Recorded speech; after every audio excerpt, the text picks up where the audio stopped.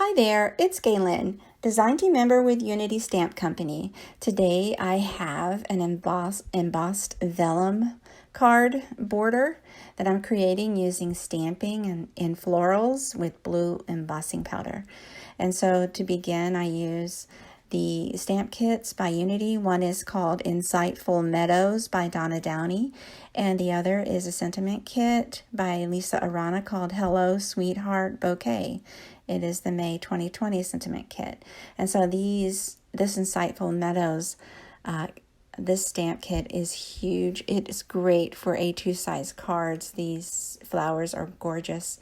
And so I'm using my favorite things, fishtail dies. I'm using paper tray ink, cardstock vellum, Martha Stewart Crafts blue embossing powder, and I'm using EK Success powder tool.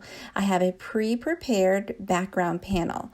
You could use this technique to create that, or a previous technique that I used for that, or you can use pattern paper.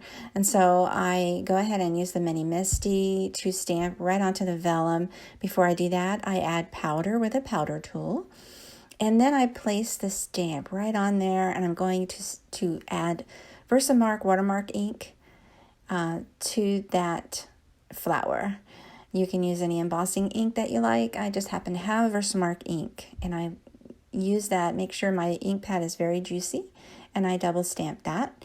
And so I'm going to heat emboss using blue embossing powder. I use a folded piece of paper to capture any excess embossing powder there. You just pour it right over your stamping, and then you just take it off of that panel and use a narrow paintbrush to remove any excess blue embossing powder that's remaining, and then fold that paper again to just make it easy to pour that leftover embossing powder right back into the container to reuse another time.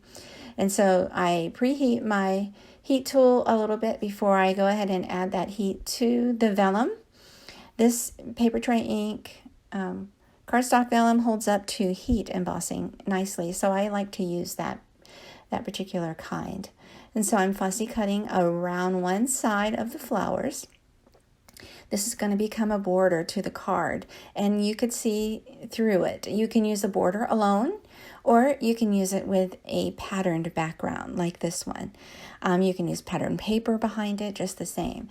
To get this particular embossing with color background, I used a regular plastic embossing folder, and I added ink in different colors to one side of that embossing folder.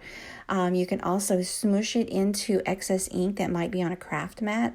In this case, I had extra alcohol ink on a craft mat in different colors, and I smooshed it right in there into that wet ink. And then I added the cardstock panel and ran it through the embossing machine or the die cutting machine. I have a different tutorial on that. I will have a link in the description to that tutorial to show how I did the background panel.